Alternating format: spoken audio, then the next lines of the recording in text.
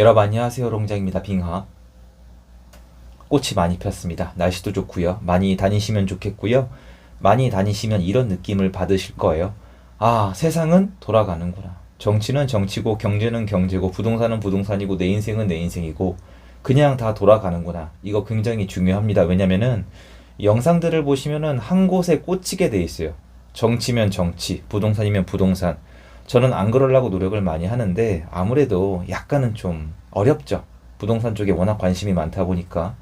이번 주 수요일이네요. 수요일 날 대전에서 오프라인 전용 특강을 하고요. 전망 특강 새로 만들었습니다. 아래 링크 통해서 다 확인이 가능하세요. 오늘은 제가 전망을 넘어서 이제 예언까지 하면 좀 거창한데 하나 말씀드리고 싶은 부분이 있어서요.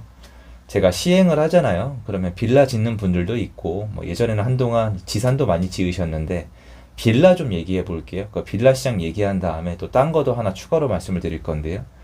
지금 빌라 지으면 일반 분양이 하나도 안 된다고 생각하는 분들이 많아요. 왜냐면은 차 타고 다니시다 보면은 회사 보유분, 특별 분양, 할인 분양 이거 현수막 많이 보셨을 거예요. 자, 그런데 여러분 이거 하나 반드시 알아주세요. 많이들 착각하시는데 여러분이 부동산 불장을 주로 기억을 하세요. 부동산이 막 미친 듯이 올라갈 때는 기억을 하는데 좀 안 좋을 때나 별로일 때나 이럴 때는 기억을 못 해요. 우리 여러분 잘 생각해 보세요. 우리가 한쪽에 치우쳐져 있다니까. 이거 정말 중요해요. 잘 생각해 보면 불장을 주로 기억을 하고요. 하락할 때는 관심을 끄고 싶잖아요. 또는 집을 안 사도 되잖아요. 불장일 때는 조급해지고 하락장일 때는 무서우니까. 불장일 때는 분양이 다 돼요. 모든 게. 지산이고 나발이고 오피고 나발이고 다 분양이 돼요. 근데 제가 하고 싶은 얘기가 뭐냐면은 원래 부동산은 만들면 다 분양이 되는 게 아니에요. 다만 지금 안 좋죠. 지금 미분양이 좀 많아요. 빌라 같은 거 안 팔려요. 그건 맞는데 제 포인트는 원래 무조건 다 팔리는 건 아니라는 거예요.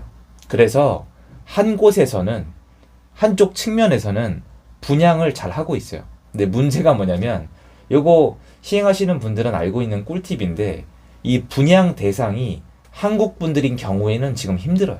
왜냐면 한국 분들은 마인드가 월세나 전세로 버티면서 청약으로 아파트로 가자가 있어요.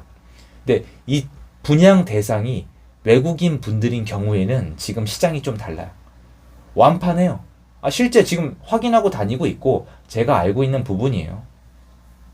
야, 어디가 완판이 되냐? 뭐 대충 말씀드릴 수 있어요. 뭐 안산이나 시흥이나 부천이나 현장 다녀보세요. 부천은 좀 남쪽 말씀드리는 거예요.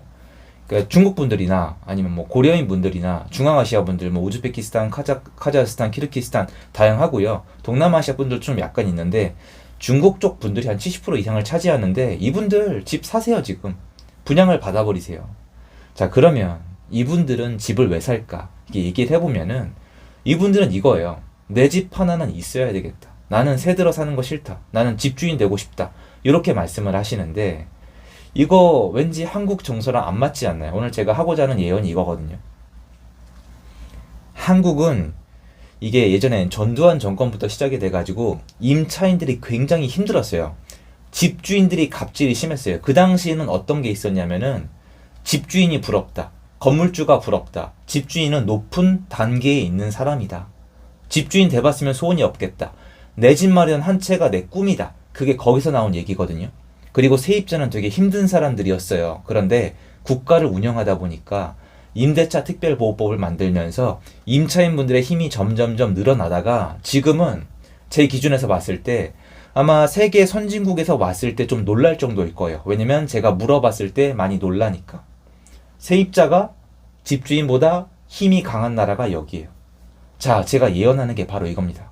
이거 뭔가 이상하지 않으세요?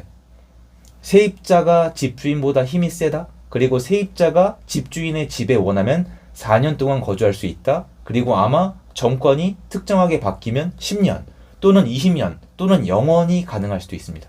그리고 해외에 이런 사례가 있죠. 이런 사례가 나타나면 그 국가는 어떤 특성을 만들어냈냐? 요거를 통해서 한국 부동산 시장이 앞으로 일어날 어떤 예언 한 부분을 하고자 함이에요. 일단 공급을 안 해요. 잘 생각을 해보세요. 세입자가 제일 좋아요. 그러면 뭐하러 집을 사요? 집 사면 세금 내야 되는데. 집 사면 대출 받아야죠. 이거 집값 올라갈지 내려갈지 모르죠. 그리고 아까 말씀드린 세금도 내야죠. 그 와중에 임차인분한테 힘도 못 써요. 그러니까 알아요. 여러분 생각하시는 게 지금은 이거를 생각할 때도 아니고 생각도 안 들고 신경 쓸 타이밍도 아니에요. 근데 여러분 이건 인정하시죠? 한국은 일이 빵 하고 터지면 문제가 되는 게 아니고요. 일이 빵 하고 터지고 언론이 난리를 핀 다음에 국민들이 여기에 흔들리면 그때부터 문제예요. 문제를 삼으면 문제가 되는 거고요. 아무리 심각한 문제도 문제를 삼지 않으면 전혀 문제가 안 되는 곳이 한국이에요. 이건 제가 나쁘게 얘기하는 게 아니에요. 제가 보고 있는 현실을 말씀드리는 거예요. 예를 들어서 외국 같은 경우에 지금 아파트 월세가 2배 넘게 올랐거든요. 이거 외국 난리 나요. 난리 납니다. 그리고 토지거래 허가제요? 이거 난리 나요. 그리고 대출 규제 이거 있죠? 이거 난리 나요. 정말 이거 댓글 좀 부탁드려요. 여러분 이거 미국 같은 데서 받아들일 것 같아요? 받아들일 것 같아요? 이 자율성 침해에 대해서? 이거 거의 인권 침해예요. 인권 침해는 여러분 토지거래 허가구역 이거 당해보시면 알아요. 거래가 안 돼요. 내 자산인데. 아니 국가가 내가 이 집을 살 때 도와줬다. 돈을 줬다. 그러면 인정. 안 도와줬잖아요. 오히려 세금만 받아갔는데 이제는 통제하겠다? 이런 것들이에요. 그러면 세입자가 낫죠. 그러니까 아까 앞으로 돌아가서 집주인이 될 필요가 없잖아요. 자, 세입자는 새로운 아파트가 지어졌을 때 집을 사지 않죠. 세입자 지위가 좋은 거잖아요.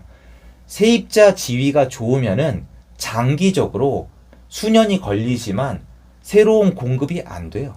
그리고 집주인들이 지위를 내려놓습니다. 어쩔 수 없어요. 근데 제 기준에서 봤을 때 한국은 굉장히 독특한 국민성을 가지고 있지만 지금은 선 넘었어요. 그런데 아마 정권이 특정으로 바뀌면은 아마 세입자분들의 힘이 더 세질 건데 과연 어떻게 될까라는 생각을 좀 가지고 있는데 이대로 가게 되면 어떻게 되냐면은 세입자분들이 오히려 거꾸로 이럴 바엔 집 살래가 나옵니다. 지금 외국인 분들이 반응하는 것처럼. 왜 그러냐면은 여러분 이게 수급이에요. 세입자가 되게 좋은 위치이고 집주인이 되게 안 좋은 위치면은 세입자분들은 수요가 늘어나고 집주인은 수요가 줄어요. 다만 지금 한국은 집주인들이 무너져 내리면서 시장이 무너져 내린 건데 이거 지금 불과 3년이에요. 이제 3년 된 거라고요. 5년, 10년 지나봐야 어떻게 되겠어요? 신규 공급은 점차 줄어들고 그런데 이거 이미 들어보시지 않았어요? 신규 공급이 역사적으로 없죠. 그리고 이제 아파트 신규 공급 부족하면은 그 다음 기사는 뭔지 아세요? 빌라 신규 공급 부족이에요. 지금 빌라도 안 짓거든요. 기사 안 나왔죠. 서울 지금 빌라 공급량이 평균 대비 10분의 1이 안 돼요. 이거 농담 같죠? 진짜예요. 빌라업자 다 망하고 있거든요. 원희룡 장관님이 주신 선물이라고 생각하시면 돼요. 그러면 세입자분들이 집을 못 구하죠. 이거 지금 얘기하면 미쳤다는 소리 들을 거 저도 알아요. 근데 두고 보세요. 제 말이 맞나 틀리나. 집 못 구해요. 아니 뭐하러 임대인을 해요. 세입자가 그렇게 좋은데.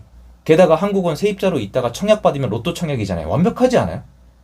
임대인은 정말 힘을 못 쓰는데 임차인은 너무 좋고 임차인으로 있다가 청약받으면은 몇 억 로또인데 이걸 누가 합니까? 저 같아도 안 해요. 그 와중에 이분들한테 임대주택을 놓을 수 있는 다주택자는 사회적으로 악마예요. 그럼 이 구조가 완벽히 짜여졌단 말이에요. 그럼 몇 년이 지나면 어떻게 되냐면 임대인들이 갑질을 한다는 게 아니라 갑질은 어려워요 사실. 왜냐면 법 때문에 안 되는데 임대인 자체가 부족하게 돼 있어요. 공공이 끼어들지 않고서. 근데 한국은 공공이 끼어들기 어렵거든요. 그러면 임차인분이 집을 구하기 어렵고 공공임대를 활성화시키잖아요. 해외가 이렇게 했어요. 공공임대나 기업임대를 활성화시켰어요. 민간에서 돈 버는 게 하도 싫다 보니까. 그 나중에 후회했는데 왜 그러냐면은 이런 거예요. 대기 4년, 대기 8년 이렇게 돼 있어요. 왜 이렇게 해요? 너무 쉽죠. 보세요. 임대차 특별보호법, 임대차 3법 4년이죠. 요번엔 늘리면 10년이잖아요. 그러면 앞에 세입자분들이 나올까요? 생각을 해보세요. 내가 집에 들어갔는데 세금도 안 내요. 그런데 10년 동안 무조건 거주할 수 있어요. 이 권리 자체를 교환할 수도 있어요. 나중에. 그런 국가도 있거든요. 그리고 이분 안 나와요. 그러면 뒤에 세입자분들 어떻게 해야 돼요? 기다려야 돼요. 기다릴 수밖에 없는 거잖아요. 그러면 대기를 걸고 딴 데서 살아야 돼요. 딴 데 살 데가 없잖아요.